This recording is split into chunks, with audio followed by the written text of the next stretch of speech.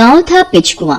उसी गांव में एक चूड़ी वाली मुन्नी रहती थी। गांव की सभी औरतें उसी से ही चूड़ी खरीदती थी, क्योंकि उसकी चूड़ी बहुत ही सुंदर होती थी। क्योंकि मुन्नी खुद ही अपने हाथों से चूड़ियां बनाया करती थी। चूड़ी तो उसकी बहुत सुंदर होती थी, पर मुन्नी की सूरत वो बहुत ही कुरूप थी, काली थी। इसलिए गांव की सभी औरतें उसे कल्लो कल्लो बोलकर चिढ़ाती थी। एक दिन मुन्नी की दुकान पर गांव की दो औरतें उषा और निशा चूड़ी लेने आती हैं। ए चूड़ी वाली, जरा हमें अच्छी सी सुंदर सुंदर चूड़ी दिखा दो। और मुझे भी, मेरे मामा के बेटे की शादी है, उसकी शादी के लिए मुझे चूड़ी चाहिए। हाँ हाँ बहन, दिखाती हूँ अभी।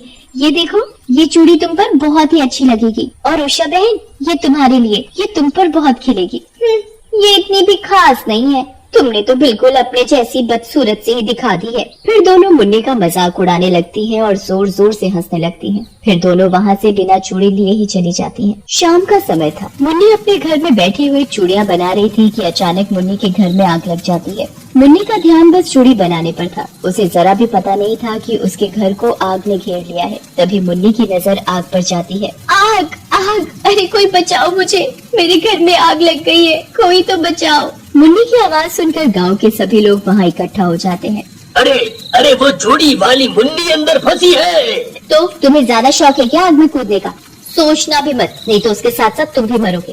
कोई तो आग बुझाओ, नहीं तो वो बेचारी आग में झुलस जाएगी। चलो आग पर पानी डाले मिलकर। तभी शिवराज की पत्नी रचना बोल पड़ती है। चुपचाप खड़े रहो, अभी देखना वो खुद ही बाहर आ जाएगी। कोई भी गांव वाला चूड़ी वाली को नहीं बचाता। सब बस खड़े खड़े तमाशा ही देखते रहते हैं। और थोड़ी ही देर में मुन्नी का घर पूरा राख में बदल जाता है, जिसमें मुन्नी भी जलकर मर जाती है। वो मर तो जाती है, पर मरने के बाद वो चुड़ैल बन जाती है। ये गांव वाले चाहते तो मुझे बचा सकते थे, पर इन लोगों ने मुझे नहीं बचाया। मैं चिल्लाती रही कि कोई तो मुझे बचाओ, पर सभी खड़े खड़े मुझे जलता हुआ देख रहे थे। अब देखना मैं तुम्हारे साथ क्या करती हूँ। चुड़ैल बदले की आग में थी। गांव वालों से बदला लेने के लिए वो फिर से चूड़ी वाली बनती है। कोई गांव वाला उसकी सूरत ना देखे, इसलिए वो घूंघट डालकर अपने सिर पर चूड़ियों से भरा टोकरा लेकर गांव में चूड़ी बेचने जाती है। अब देखना मैं इन सब पर क्या जादू करती हूँ। चूड़ी ले लो चूड़ी, मेरे पास रंग बिरंगी चूड़ियाँ हैं, ले लो। तभी रचना की नजर उस चूड़ी वाली की चूड़ियों पर पड़ती है। अरे वाह, इतनी सुंदर और चमकदार चूड़ियाँ। ए चूड़ी वाली, जरा इधर तो आ। बताओ बहन, कौन सी चूड़ी पहनाऊं, लाल वाली या हरी? मुझे तो वो हरी वाली चूड़ी पहना दो। अच्छा, पहले एक बात तो बताओ, ये तुमने इतना लंबा घूंघट क्यों डाला हुआ है? वो हमारे यहाँ घूंघट में ही रहने का रिवाज है, इसलिए। फिर चुड़ैल रचना को चूड़ी पहनाती है। उसे हाथ लगाते ही चुड़ैल उसकी सारी सुंदरता अपने अंदर खींच लेती है और उसे काली बदसूरत बना देती है। पर रचना को इसका जरा भी पता नहीं होता। जब वो चूड़ी पहनकर घर में घुसती है तो रचना का पति चौंक जाता है। कौन हो तुम और तुम्हें क्या चाहिए? हैं? बिना बोले ही तुम तो घर में ही घुसी आ रही हो। अभी तक तो सब ठीक था, पर ये मुझे पहचानने से मना क्यों कर रहे हैं? हाँ, चलो निकलो यहाँ से। हे भगवान, इन्हें क्या हो गया जो मुझे पहचान ही नहीं रहे? अजी मैं हूँ, मैं तुम्हारी पत्नी रचना। और कौन? आप ऐसी बात क्यों कर रहे हैं? तुम्हारा दिमाग तो ठीक है, अपनी सूरत देखी है? जरा आईने में जाकर अपनी सूरत देखो। फिर रचना अपनी सूरत आईने में देखती है तो चीख पड़ती है। ये मेरे चेहरे को क्या हो गया?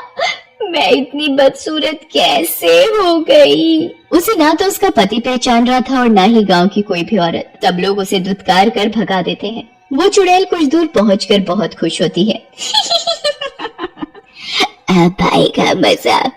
जो मेरे सीने में बदले की आग थी, वो थोड़ी कम तो हुई। अगली सुबह चुड़ैल फिर आती है गांव में चूड़ी बेचने। चूड़ी ले लो चूड़ी, मेरे पास हर रंग की चूड़ी है, सुंदर सुंदर। जो इन चूड़ियों को पहनेगा वो अप्सरा लगेगी, अप्सरा। तभी गीता की नजर उस चूड़ी वाली पर पड़ती है। ओ चूड़ी वाली, जरा रुक तो, जरा दिखा दो, तेरे पास सच में ऐसी भी कोई चूड़ी है जिससे मैं अप्सरा जैसी दिखूंगी? हाँ, मैं सच बोल रही हूँ। ये देखो कितनी सुंदर चूड़ी है, हीरे की तरह इसकी चमक तो देखो।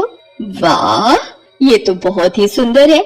अब तुम जल्दी जल्दी ये चूड़ी बांध कर मुझे दे दो। किसी भी तरह मुझे इसे चूड़ी पहनानी पड़ेगी। अगर मैंने ये सारी चूड़ी बांध कर दी तो मैं इसे छू कैसे पाऊंगी और इसे बदसूरत कैसे बनाऊंगी? तभी ऐसे कैसे बांध दो चूड़ी? ये जो तुम्हारे कोमल कोमल हाथ हैं, इनकी सुंदरता बढ़ाओ और इन्हें अभी पहन लो।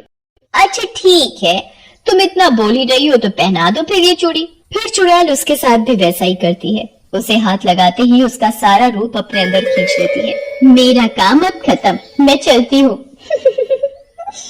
एक एक कर मैं उन सभी औरतों को बदसूरत बना दूंगी जो मेरा बहुत मजाक उड़ाया करती थी। अभी जाकर ये चूड़ियां पड़ोसन को दिखाती हूँ और जलाती हूँ उसे। पूजा बहन जरा बाहर तो आओ। क्या हुआ, इतना शोर क्यों मचा रखा है? बाहर आते ही पूजा जब गीता की सूरत देखती है तो बहुत हंसती है। अभी अभी कहीं कीचड़ में गिरकर आ रही हो क्या? तुम ऐसा क्यों बोल रही हो? मैं तो तुम्हें अपनी ये चूड़ियां दिखाने आई थी। तुम तुम तुम तुम किसी चुड़ैल से कम नहीं दिख रही। बस फिर क्या था, दोनों में लड़ाई शुरू हो जाती है। अरे मुझसे क्या लड़ती हो, पहले अपनी सूरत जाकर आईने में तो देखो। दूर खड़ी चुड़ैल ये सब देखकर बहुत खुश हो रही थी। अभी तो ये शुरुआत है, मैं तो यही चाहती हूँ कि तुम सब लड़ो मरो, एक दूसरे को बेइज्जत करो। फिर चुड़ैल हंसती हुई गांव से बाहर चली जाती है। एक एक करके चुड़ैल गांव की सभी औरतों को बदसूरत बना देती है। किसी का पति उसे नहीं पहचान रहा होता है तो किसी के बच्चे अपनी माँ को नहीं पहचान पा रहे थे। निशा बहन, गांव की सभी औरतें कितनी बदसूरत और काली हो गई हैं। पूरे गांव में बस हम कुछ औरतें ही बची हैं जिसे अभी तक कुछ नहीं हुआ। इसका मतलब अब हमारी बारी है क्या? ये जो भी हो रहा है गांव की औरतों के साथ, उसके पीछे मुझे कुछ गड़बड़ लगती है। इससे पहले कि हमारे साथ भी ऐसा कुछ हो, पता तो करना पड़ेगा इसके पीछे का माजरा। फिर क्या था, उषा की नजर चारों तरफ रहने लगी। गांव में फिर चूड़ी वाली आती है आवाज लगाती हुई। ये देखो कितनी सुंदर सुंदर चूड़ियां लाई हूँ मैं। आज मेरी चूड़ियां किसके हाथों की शोभा बढ़ाने जा रही है? तभी अंजू, निशा और पूजा मटके में पानी भर कर सामने से आती दिखाई पड़ती है। वो देखो चूड़ी वाली, चलो चलते हैं वहाँ। मेरे पास आज की चूड़ियां कुछ खास ही हैं। इसे पहनकर तुम तीनों गांव में सबसे सुंदर दिखने वाली हो। फिर देर किस बात की, पहना दो हमारे हाथों में ये चूड़ियां। चुड़ैल एक एक करके तीनों को चूड़ी पहना देती है, पर चुपके से उषा उसे चूड़ी पहनाते देख लेती है। जब चुड़ैल वहाँ से जाने लगती है तो तीनों का रूप बदलने लगता है। अच्छा, तो ये बात है, सारी गड़बड़ ये चूड़ी वाली की है। पर ये है कौन, कहाँ से आती है और कहाँ जाती है? पता करती हूँ। उषा चुपके चुपके चुड़ैल का पीछा करती है। जैसे ही चुड़ैल अपना घूंघट ऊपर करती है तो उषा उसे देखकर चौंक जाती है। ये तो कोई चुड़ैल है, पर ये ऐसा क्यों कर रही है? ये पता करने के लिए मुझे पहाड़ी वाले बाबा के पास जाना पड़ेगा। उषा वहाँ से सीधा बाबा के पास जाती है और बाबा को उस चुड़ैल के बारे में सब बता देती है। तुम्हें घबराने की कोई जरूरत नहीं, मैं उसे अपनी शक्तियों से भस्म कर दूंगा। तुम एक काम करो, ये लो रस्सी। कल जब वो चुड़ैल गाँव आई तो उसे इस रस्सी से बांध देना। इस रस्सी पर मैंने मंत्र पढ़ दिया है। चुड़ैल इस रस्सी को चाहकर भी नहीं खोल पाएगी। फिर मुझे यहाँ बुला लेना। उषा फिर रस्सी लेकर वहाँ से चली जाती है। अगले दिन जब चुड़ैल चूड़ी बेचने आती है तो उषा उसे बातों में लगा लेती है। ये चूड़ी तो बहुत ही सुंदर है, ऐसा करो एक एक करके तुम ये सारी चूड़ी मुझे पहनाओ। जो चूड़ी मुझे सबसे अच्छी लगेगी वो मैं ले लूंगी। चुड़ैल जैसे ही उसे चूड़ी पहनाने के लिए आगे हाथ बढ़ाती है, वैसे ही उषा जल्दी से उसके हाथ रस्सी से बांध देती है और चिल्ला चिल्ला कर सभी गांव वालों को इकट्ठा कर लेती है। जल्दी आओ सब। क्या हुआ बहन, तो चिल्ला रही हो? उषा चुड़ैल का घूंघट हटा देती है। ये देखो, ये कोई चूड़ी वाली नहीं थी, ये तो कोई चुड़ैल है। हाँ मैं चुड़ैल हूँ, और मुझे चुड़ैल किसने बनाया? तुमने। जाने दो, छोड़ दो मुझे, तुम सबको नहीं छोड़ूंगी मैं। जैसे मैं जली थी वैसे ही तुम सब भी जलोगे। क्या मतलब है तुम्हारा? मैं वही मुन्नी चूड़ी वाली हूँ।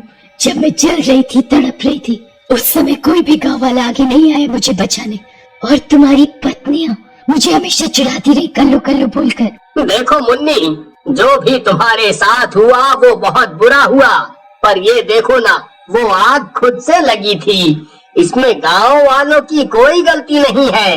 नहीं, मैं सबको मार दूंगी, जला दूंगी। इतने में उषा वहाँ पहाड़ी वाले बाबा को बुला लाती है। बाबा अपनी पोटली से भस्म निकालता है और उस चुड़ैल के ऊपर छिड़क देता है।